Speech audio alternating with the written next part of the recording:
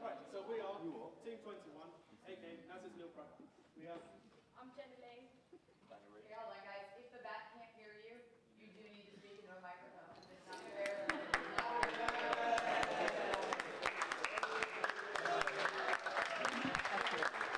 Right, is that better? Right, so where were we? Daniel Reid. Joseph Lynch. Trevor Knudsen. And I'm Daniel Sullivan. Right, so our experiment is, as it suggested at the top, steroids and plants in microgravity. First slide. What are we going to do? We're not going to sit like this and just read a book. We're going to look into how the steroids affect the plants in the microgravity environment. There is already evidence to suggest that on Earth, steroids in plants is good. It promotes growth, it promotes stronger growth, and it has some other small effects that are actually quite positive. Now we're going to take this into a microgravity environment where, as we've seen before, the cell isn't clumped at a bomb, it's spread out. This might lead to other fun and interesting new developments, as well as we're hoping much stronger, faster rate of growth, and hopefully we'll see some increase in the cytoplasm within the cell as well. Right, so now, here you see our hypothesis. We're just looking into what I just said, that we get better, improved quality from microgravity environment on steroid-enhanced plants. And so you might ask, why are we doing this? Go. I'm going to explain why are we doing this. This experiment has not previously been done, and not only do we expect it to do as we've predicted, but it could also provide new and surprising results, producing new and useful information which we not already have. Agriculture. So accelerated growth, full-grown plants quicker, being able to obtain what we need from full-grown plants sooner. In terms of population growth, this is really useful. Increased growth of plants can help reforestation and improve air quality. On this note, we can use this for terraforming on other planets when we get there.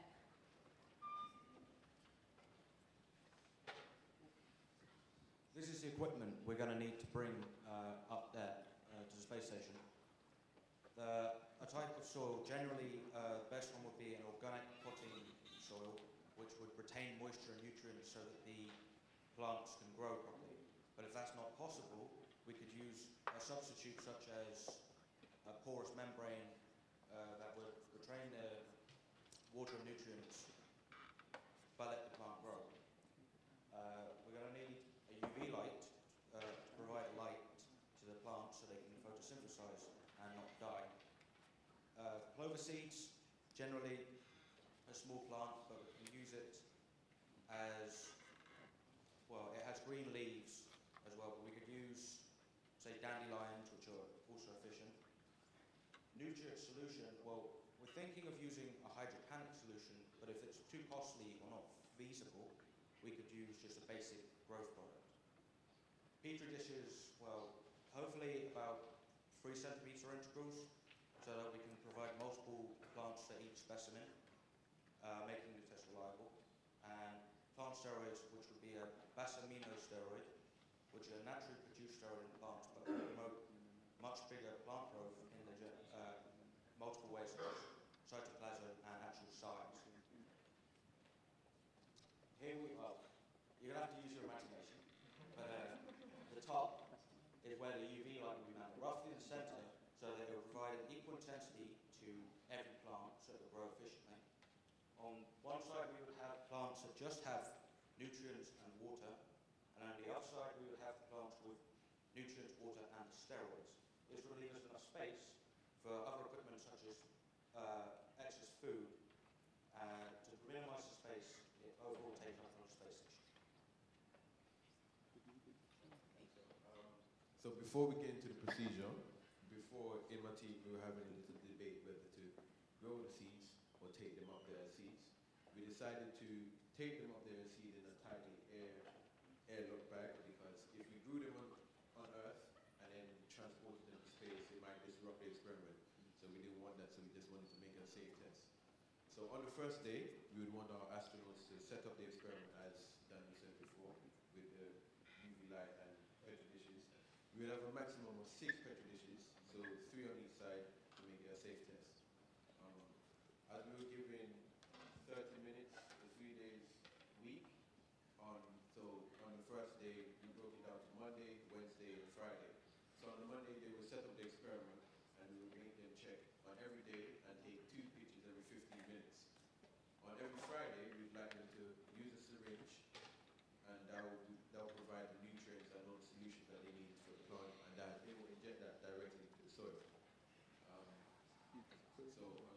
of course, we use clover because they don't really grow that big, so they will grow smaller than the 10 centimeter box.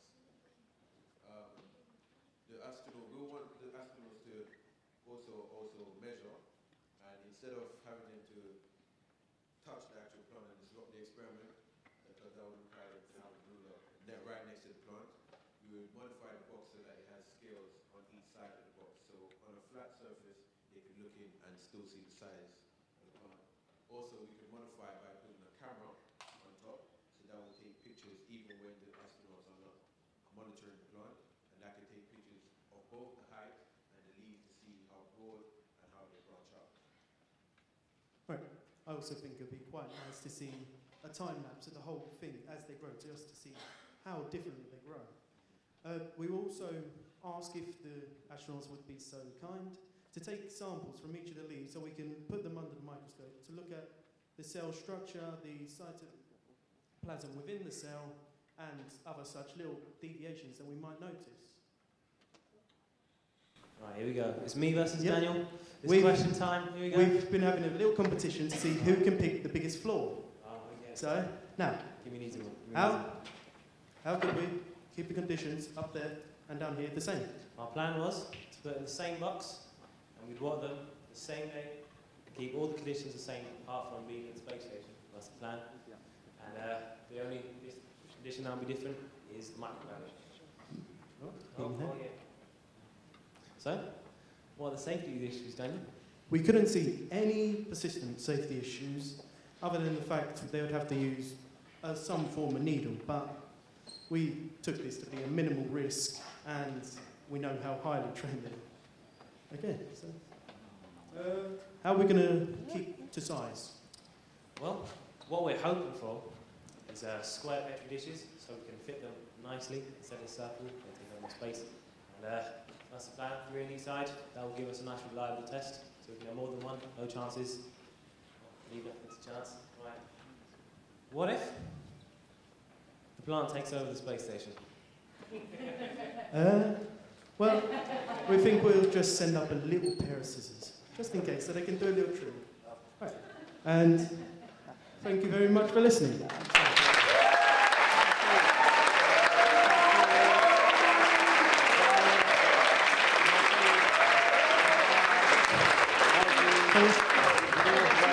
Would anyone like to ask anything?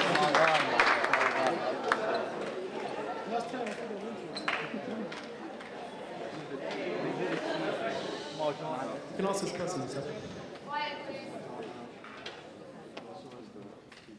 I have a question about, maybe it's just me being Tim, and let's not rule that out, right? So you're going to give them the steroids on Earth and in space? We're going to do essentially 4 different groups of 3 clovers. Yeah, two of them remain on Earth, 1 without, 1 with steroids. 2 in the space station, 1 without, 1 with.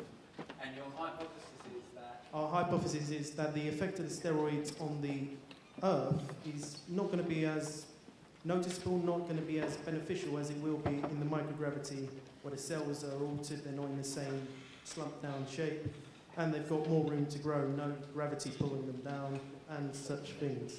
And yes, and sedimentation. We made that prediction because, as we learned from David Green, is that the cells in the plant and the leaves are more spread out. So we were thinking that when the plant takes it up, then the steroid and the solution will have a greater distribution of these cells. That's something we forgot to mention about the uptake from the roots. We suspect will be far improved in the microgravity, which I believe has already been shown in previous plant experiments on the station.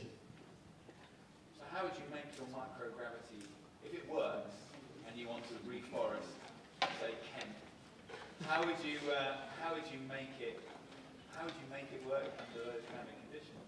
Far greater men than me would have to work that out, especially for somewhere like Kent. Do we have time for? So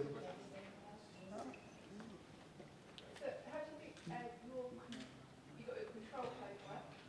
What is the difference of group going to be between the microgravity? For that, it's literally just a control. So we will want to see the comparison of of course, because there's no gravity to take for the clover just to go straight up. We expect it'll go towards the light source. So it's just there to compare to Earth, and also to compare in case you see different colorations on the leaves of the steroid ones. We wouldn't possibly be able to notice that because of light levels between the station and Earth. So the one down here, we might see it green, it might look the same green up there, but it's actually slightly brown. And that's why we saw need for a control. Time for one crowd question.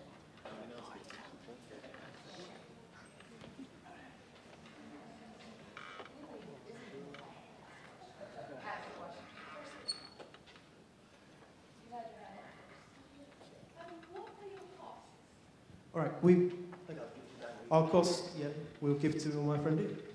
We estimated it will be about between 90 and 120 pounds, because we're not 100% on the Basamino steroid, because essentially this is a rough estimate, but it'll be within those pounds 100%. We could find multiple, because there are so many, not variations on the steroid itself, but so many companies selling them under slightly different names at different prices. Thank you very much.